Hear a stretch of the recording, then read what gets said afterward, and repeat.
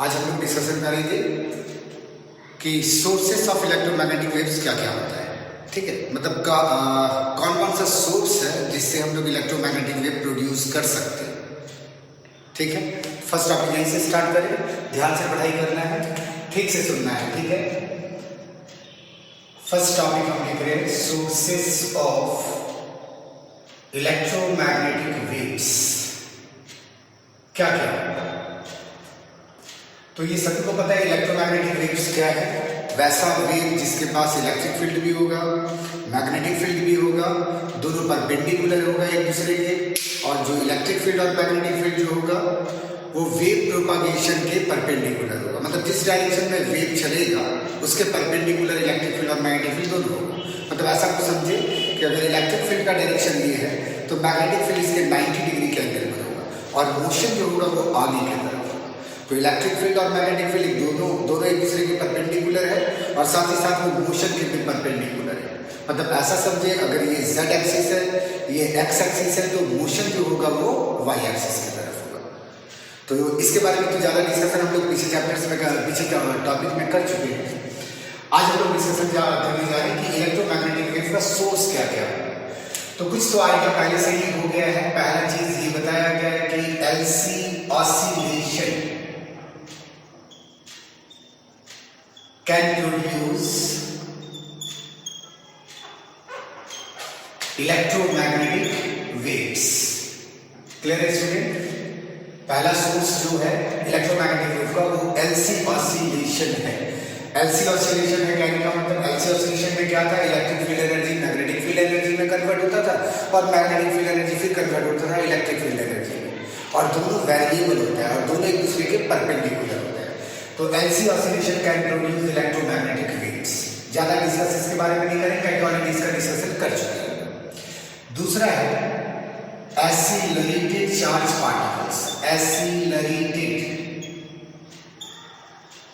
Charge particles can also produce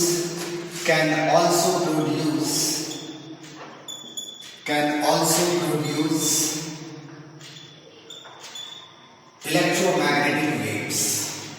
clear है? अगर कोई चार्ज पार्टिकल एसिलरेट हो रहा है कहने का मतलब उसका स्पीड जो उसका जो वेलोसिटी है वो कंटिन्यूअसली इंक्रीज होता जा रहा है, उसका वेलोसिटी कंटिन्यूअसली इंक्रीज हो रहा है।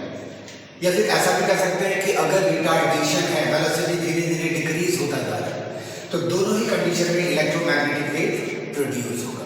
ठीक है, चार्ज पार्टिकल को एसिलरेट कैसे करेंगे? सिंपल तरीका है, अगर एक यूनिफॉर्म इलेक्ट्रिक फील्ड बना लिया जाए, एक यूनिफॉर्म इलेक्ट्रिक फील्ड बना दिया जाए जिसमें ये नेगेटिव है, इलेक्ट्रिक फील्ड का डायरेक्शन हमेशा पॉजिटिव टू नेगेटिव होता है, ये पॉजिटिव है और ये नेगेटिव है।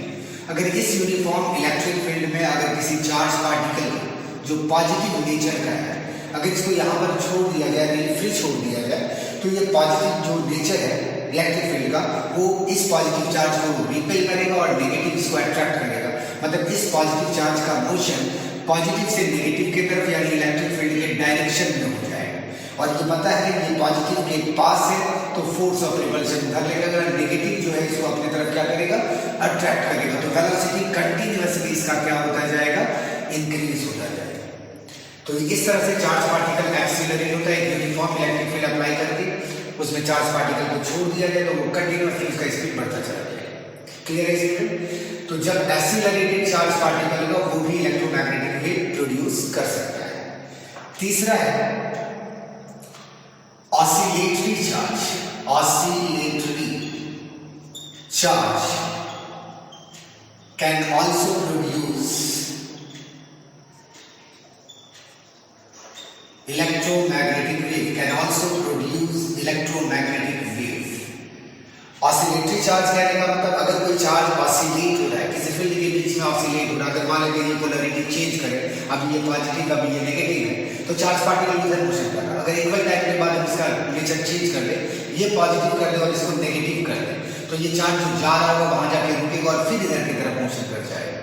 मतलब ये दोनों फील्ड के बीच में वो क्या करेगा, ऑसिलेट करेगा। ये सिंपल वे में समझिए कि अगर सपोज करें एक सिंपल पेंडुलम जैसा एक यहाँ एक फिगर बना रहे हैं कि एक स्ट्रिंग है और उसमें कोई मेटल बॉब लगा हुआ है, इसमें मेटल बॉम्ब लटका दिया गया और इसमें हम लोग सपोज करें कोई पॉजिटिव या नेगेटिव चार्ज इसमें डाल देते हैं और इसको हम लोग क्या करते हैं ऑसिलेट करवा देते हैं, ऑसिलेट करवा देते हैं, ऑसिलेट करवा देते हैं इस टाइप का। तो यहाँ पर क्या होगा, जब बॉब इस पॉइंट पर आएगा, इस पॉइंट पर आएगा, इसका वेलोसिटी 0 होगा। यहाँ से रिलीज करेंगे, जैसे ही रिलीज करेंगे इसका वेलोसिटी इंक्रीज करने लगेगा और इस बॉब का वेलोसिटी यहाँ मैक्सिमम हो जाएगा। इसका ये मतलब हो रहा है यहाँ वेलोसिटी 0 है, यहाँ वेलोसिटी मैक्सिमम है, मतलब वेलोसिटी कंटिन्यूअसली क्या हो रहा है, इंक्रीज हो रहा है, मतलब ये एक्सीलरेट हो रहा है।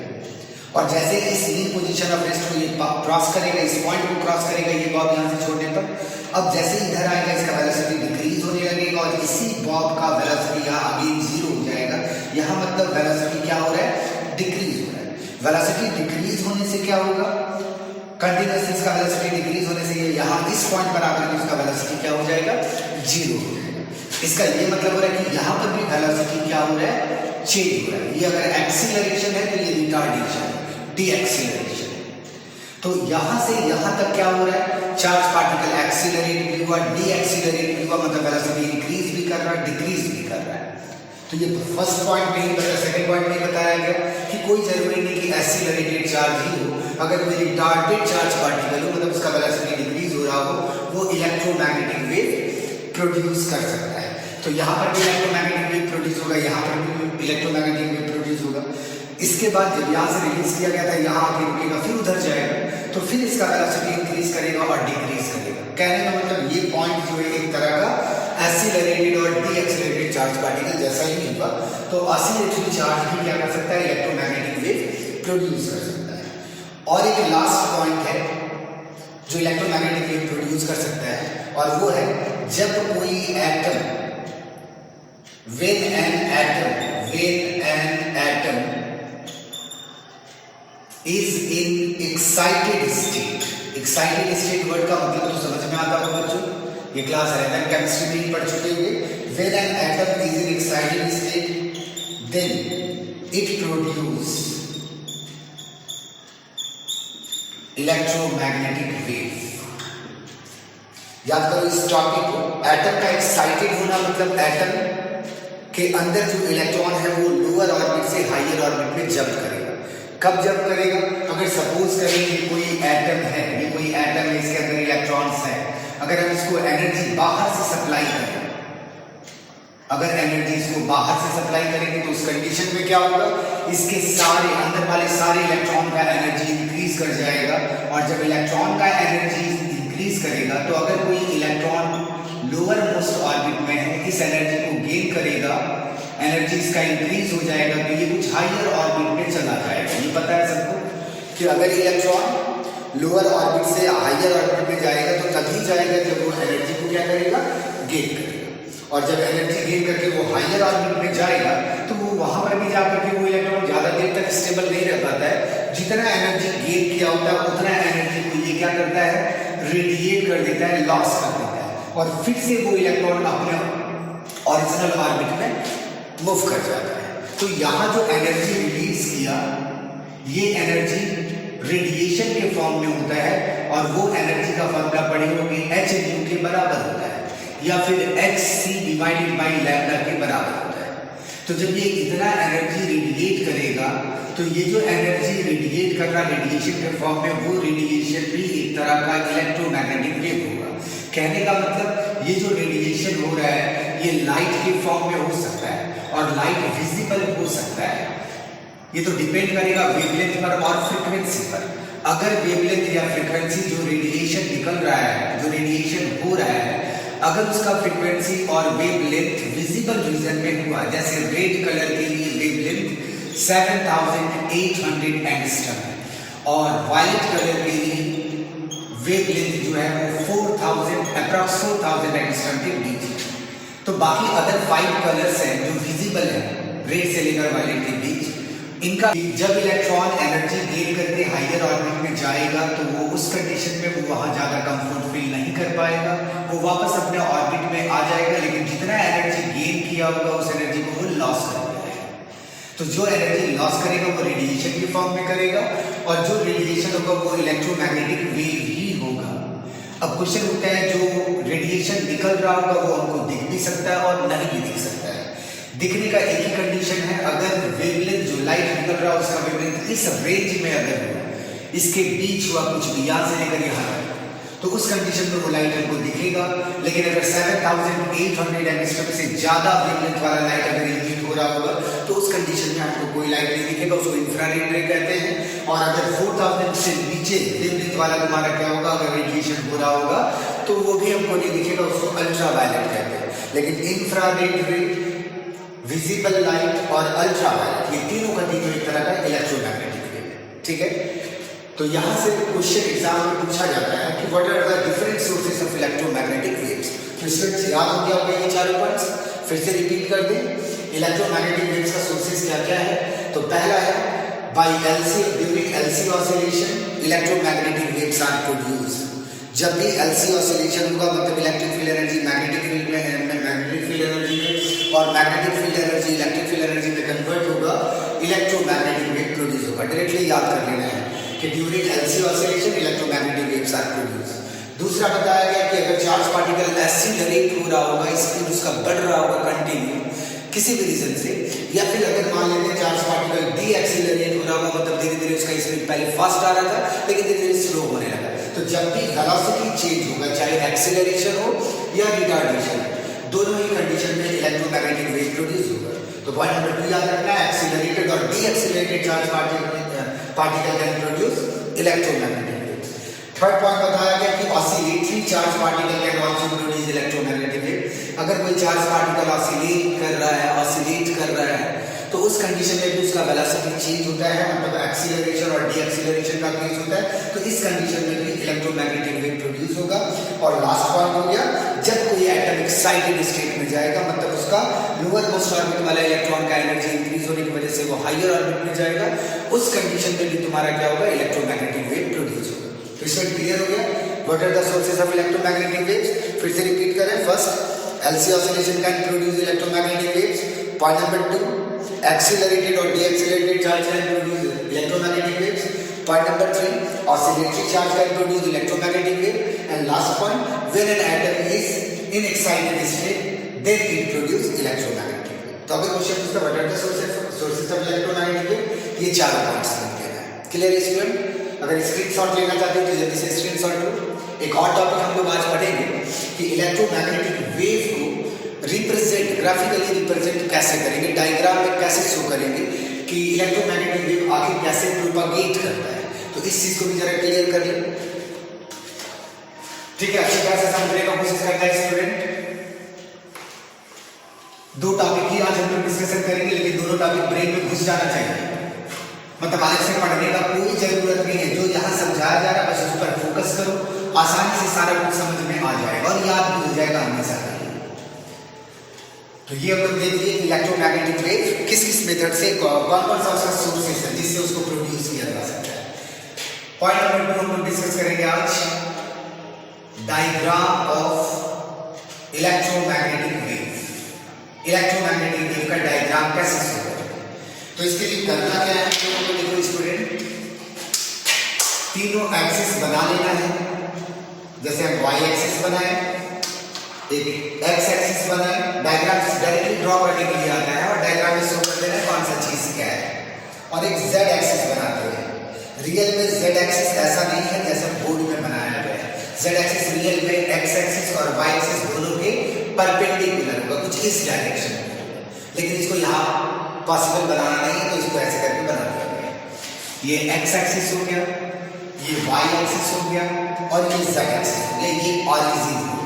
ठीक है, ये हम लोग जानते हैं कि इलेक्ट्रोमैग्नेटिक वेव में इलेक्ट्रिक फील्ड भी होता है और मैग्नेटिक फील्ड भी होता है और दोनों एक दूसरे के परपेंडिकुलर होता है। इलेक्ट्रिक फील्ड और मैग्नेटिक फील्ड दोनों एक दूसरे के परपेंडिकुलर होता है। तो हम इलेक्ट्रिक फील्ड और मैग्नेटिक फील्ड को किसी भी एक डायरेक्शन में शो कर सकते हैं। जैसे सपोज कर रहे हैं कि इलेक्ट्रिक फील्ड को हम वाई डायरेक्शन में शो कर रहे हैं, वेव के पास इलेक्ट्रिक फील्ड है और उसका डायरेक्शन वाई एक्सिस की तरफ है, और मैग्नेटिक फील्ड जो वेव में है वो जेड एक्सिस की तरफ है, मतलब y और z के बीच का एंगल 90 डिग्री है। मतलब इलेक्ट्रिक फील्ड और मैग्नेटिक फील्ड दोनों एक दूसरे के परपेंडिकुलर है। अब क्या है, ये दोनों साइनसॉइडली टाइम वैरिंग ग्राफ होता है। इलेक्ट्रिक फील्ड भी साइनसॉइडली, इलेक्ट्रोमैग्नेटिक वेव में पता है कि electromagnetic wave sinusoidally time varying graph होता है। तो इसका ये मतलब हो रहा है कि इलेक्ट्रिक फील्ड जो है वो भी साइनसॉइडली वैरी करेगा, साइनसॉइडली वैरी करेगा। इसका मतलब साइन थीटा का जो ग्राफ है, साइन थीटा का ग्राफ हम कैसे ड्रॉ करते हैं, कुछ ऐसे ही ड्रॉ करेंगे।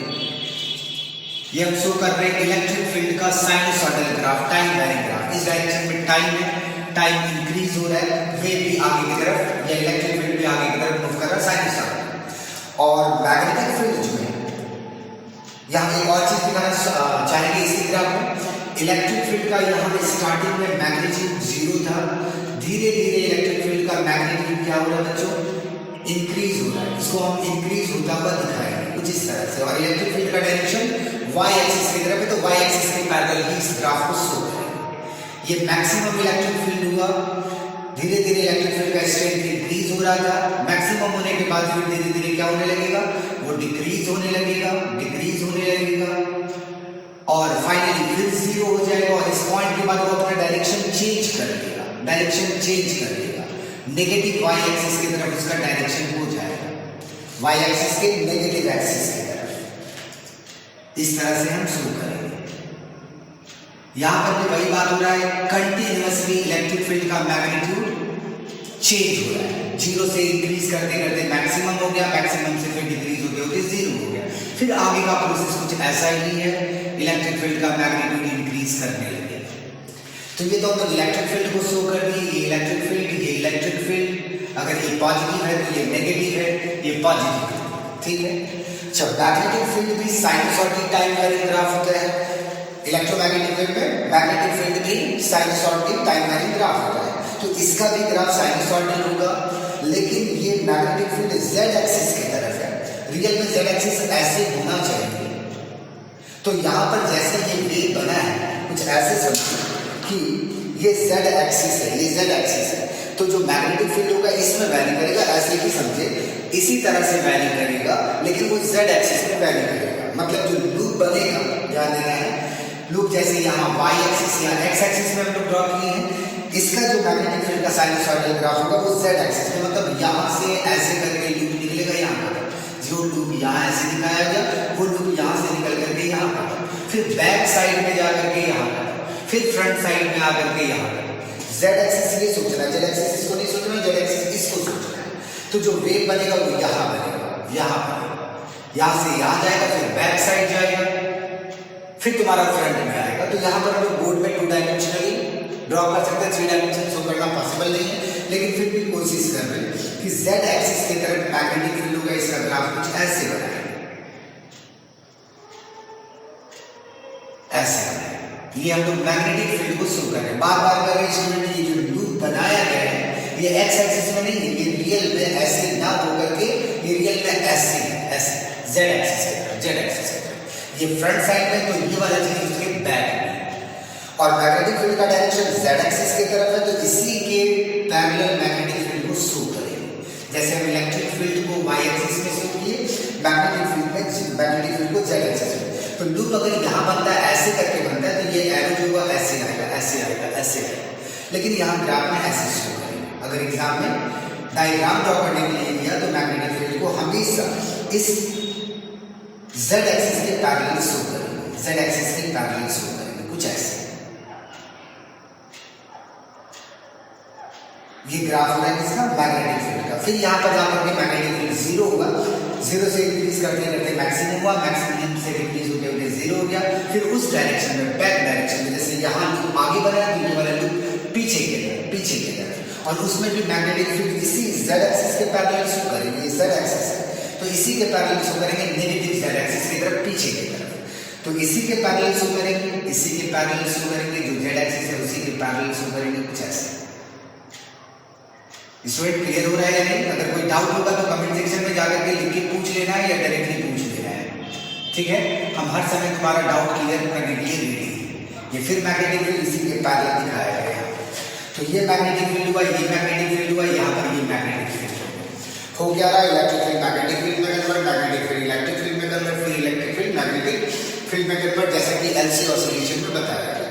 तो अगर डायग्राम पूछा जाएगा कि draw the diagram of electromagnetic field, ये ड्रॉ करेंगे, ठीक है कि नहीं। इसी में तुमको क्या होगा, मार्क्स मिल जाएगा, केवल डायरेक्टली ये शो करना है। यहाँ दिखा देना एक और चीज कि ये मोशन का डायरेक्शन है, मतलब वेव जो है कुछ इस तरह से कुछ इस तरह से कुछ इस तरह से आगे की तरफ प्रोपागेट कर रहा है, तो वेव का मोशन का डायरेक्शन एक्स एक्सिस की तरफ। तो इलेक्ट्रिक फील्ड वाई एक्सिस की तरफ शो किए, मैग्नेटिक फील्ड जेड एक्सिस की तरफ शो किए और मोशन को एक्स एक्सिस में शो किए। जो ग्राफ ड्रॉ किया गया, electric field along the Y axis है, magnetic field along Z axis है, और मोशन जो है प्रोपागेशन जो वेव का है वो अलोंग एक्स एक्सिस है, मतलब सब एक दूसरे के परपेंडिकुलर है, सब एक दूसरे के परपेंडिकुलर है। लेकिन ये कोई जरूरी नहीं कि यही रटा जाए, ये याद रखना कोई जरूरी नहीं। इलेक्ट्रिक फील्ड, मैग्नेटिक फील्ड और मोशन किसी भी एक डायरेक्शन में हो सकता है।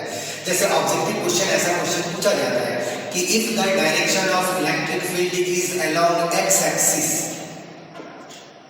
ठीक है, if the direction of electric field in electromagnetic wave is along x axis, magnetic field is along y axis, then what is the direction of motion of EMW?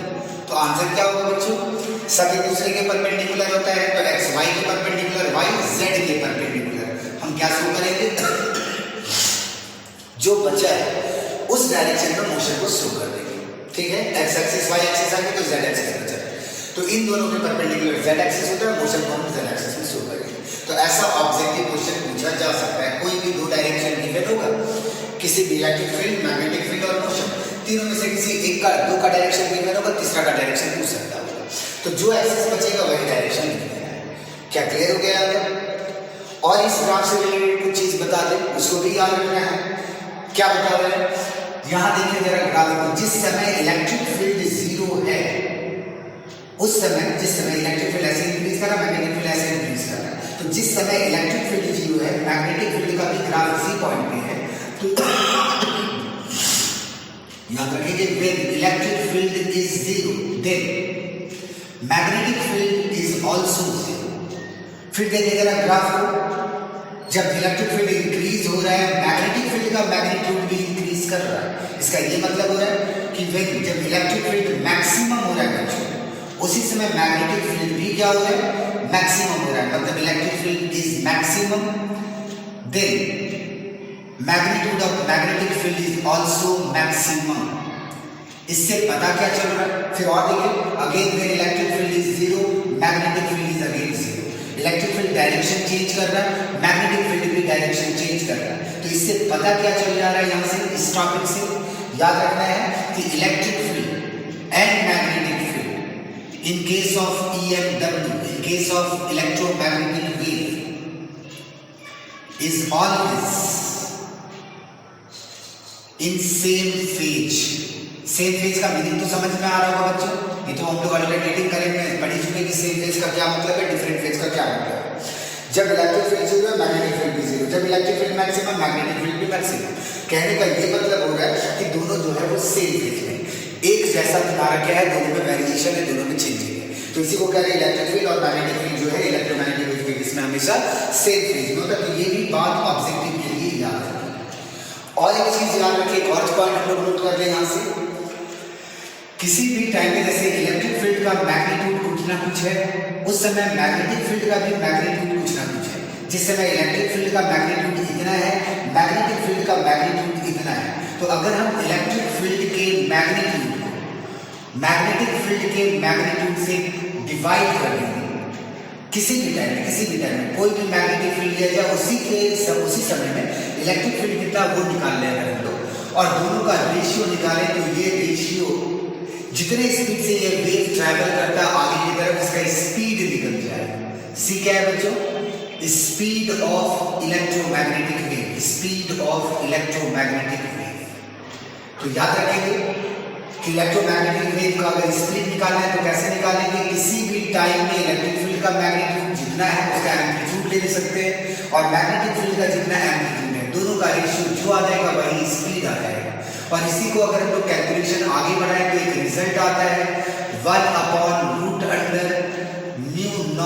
into epsilon not. ये बच्चों जान रहे होंगे sir, mu naught absolute permeability है, magnetic field से related है और इसका value 8.854 into 10 to the power sir absolute permeability का वैल्यू बच्चों कितना होता है 4 पाई into 10 to the power -10 और एप्सिलॉन नॉट का वैल्यू फ्री स्पेस के लिए पता होगा 8.854 into 10 to the power -12।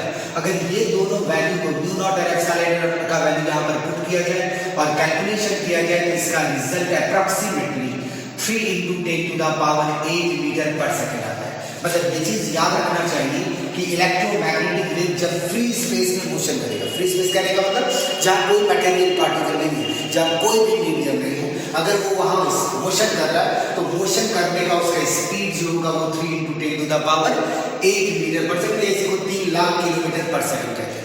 लेकिन याद रहे ये स्पीड किसमें है, फ्री स्पेस में। लेकिन अगर कोई मीडियम है, एयर पार्टिकल है, वाटर में ये वेव इंटर कर रहा है, ग्लास में इंटर कर रहा है तो स्पीड चेंज हो जाएगा और स्पीड मीडियम में क्या हो जाएगा, किसी भी मीडियम में अगर स्पीड दिखाना है तो थोड़ा सा फार्मूला को चेंज करेंगे, 1/√μ into एप्सिलॉन। अलग अलग मीडियम का एब्सोल्यूट परमियाबिलिटी और एब्सोल्यूट परमिटिविटी डिफरेंट होता है, तो वो उस मीडियम के लिए म्यू और एप्सिलॉन का वैल्यू जितना होगा वो पुट करेंगे। ये क्या करेगा, इलेक्ट्रोमैग्नेटिक वेव का स्पीड दे देगा उस मीडियम में कितना। अलग अलग मीडियम में याद रखना उसका स्पीड अलग अलग होगा क्योंकि म्यू एंड एप्सिलॉन सब मीडियम के लिए सेम नहीं होता, डिफरेंट। तो यहाँ तक क्लियर हो गया बच्चों। फिर से एक बार रिपीट कर दे, इलेक्ट्रोमैग्नेटिक वेव का डायग्राम अगर शो करना है तो कैसे शो करेंगे, तो तीन एक्सिस खींच लेंगे, X axis, Y axis and Z axis. Electric field और मैग्नेटिक फील्ड दोनों परपेंडिकुलर होता है तो हम कोई भी एक्सिस को डायरेक्शन बना सकते हैं। यहाँ हम लोग सपोज करिए इलेक्ट्रिक फील्ड को वाई एक्सिस में शो कर दिया गया, मैग्नेटिक फील्ड को हम लोग जेड एक्सिस में शो किया, तो मोशन को हम एक्स एक्सिस में शो करेंगे वेव का। यही ना होता है कि इसमें इलेक्ट्रोमैग्नेटिक वेव में मोशन जो होता है वो इलेक्ट्रिक फील्ड और मैग्नेटिक फील्ड दोनों के परपेंडिकुलर होता है, मतलब एक्स एक्सिस। अगर ये वाई है ये जेड है तो एक्स एक्सिस में मोशन होगा।